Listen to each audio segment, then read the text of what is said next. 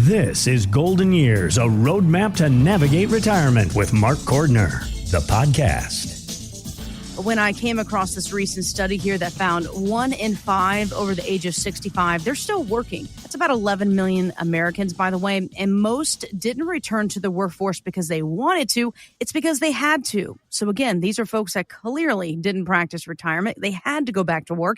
Here's labor economist and author Teresa Ghilarducci on CBS News. So I call it the work, retire, repeat syndrome. More than half of the people who are retired right now do not have enough money to be retired. I blame policymakers who experimented with our retirement system 40 years ago, and they are not saying the experiment failed. The thought was that Americans just need a little bit of financial literacy and they can just save on their own. Okay, interesting concept there. I think a lot of us would identify with that and go, where was the help and the assistance? You know, I mean, she's talking about 401k savings, obviously. It was supposed to take the place of pensions that were offered as guaranteed monthly paychecks in retirement. We all know those are very few and far between these days. So, Mark, how can you replicate a person's pension with the money that they have saved in that 401k? Let me come back to that question. I may need your help too, but I want to address something else that she said there that I think is even more critical for our generation. And that is, I think she's wrong about one key thing. She's absolutely right that I think half of retirees are not sufficiently prepared. And so difficult times are coming and they're going to have to make adjustments. Some are going to have to go back to work. But when she talks about policymakers being wrong in putting us on the path that we're now on, I really don't personally like this pointing of the fingers that happens, because the truth is, if we go back historically to 1970, in the early 1974, when they introduced the Employee Retirement Income Security Act, ERISA, that was the legislation that gave birth to modern retirement plans. And what was happening at the same time was employers were starting to realize that these pension plans that they had been doing since just after World War II, through the 50s and 60s, they really couldn't afford to keep them because people were living longer. And so I don't want to suggest ever that I think that big business and all is evil. I think that there's good-hearted people in all walks of life who are doing the best they can. And what's happened is life has changed around us because we've had these incredible innovations in the field of healthcare and in technology.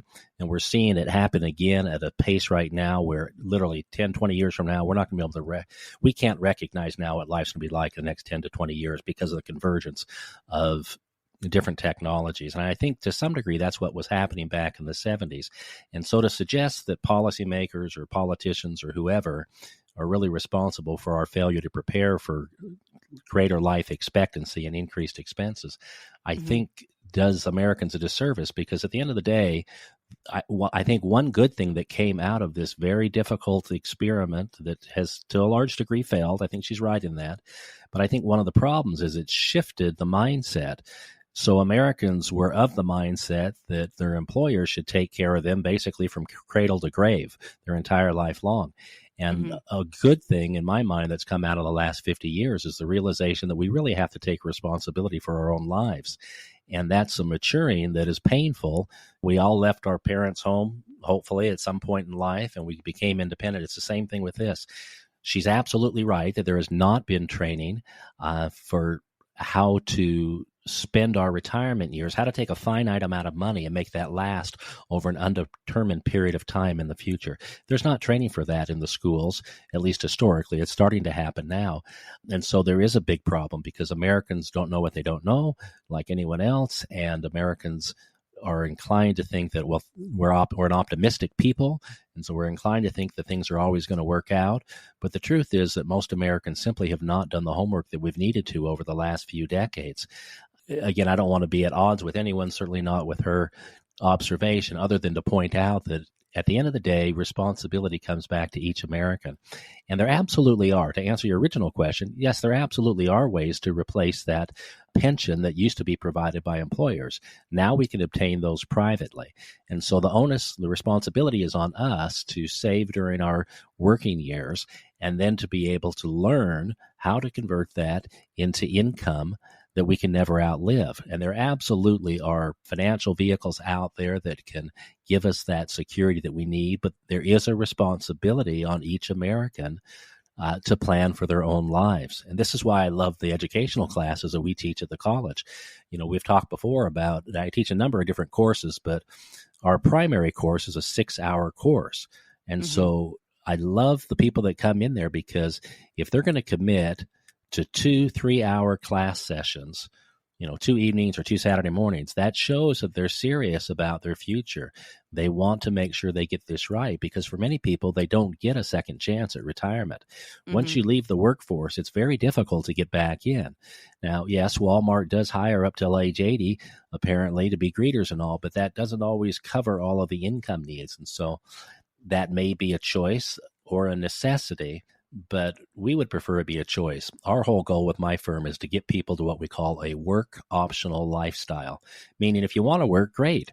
If you don't want to work, great, as long as you have the financial ability not to have to work.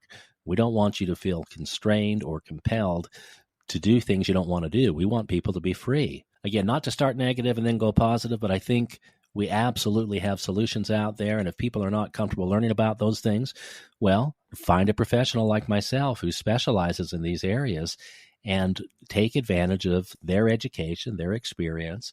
We all hire professionals to do different things we're not comfortable doing ourselves. The stock market is betting that the Fed will cut interest rates by 50 basis points at its next meeting. And most investors are expecting 3 or more interest rate cuts this year alone. Kind of a big deal.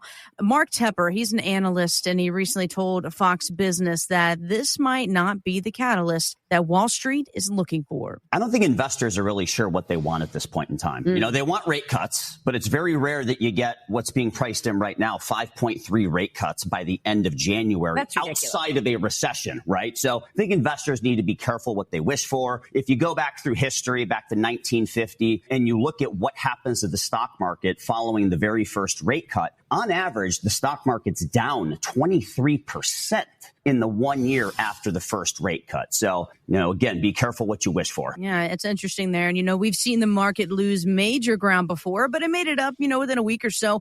And that jives with some of those financial advisors out there who say, don't panic, stay the course, everything will be fine, it'll come back.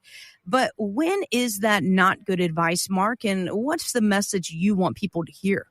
Well, I would say that a one-size shoe doesn't fit everyone. Size 10 doesn't fit everyone.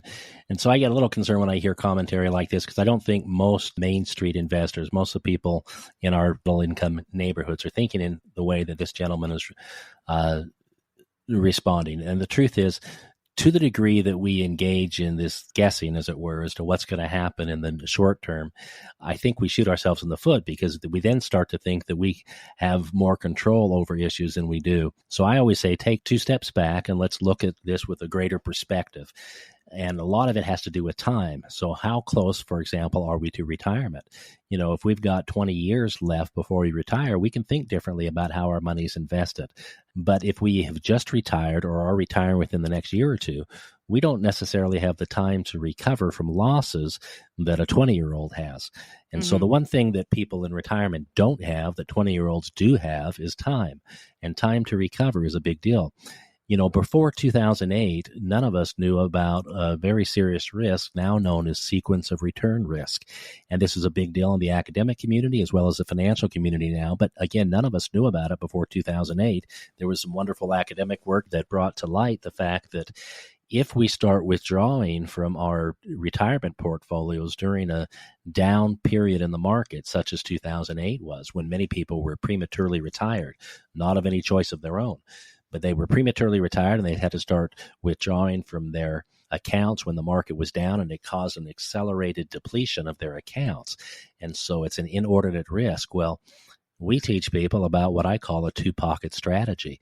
If we have to retire or we're forced into retirement at a given time, we can't choose to continue to work, then we need to be very cautious about where we're pulling our money from.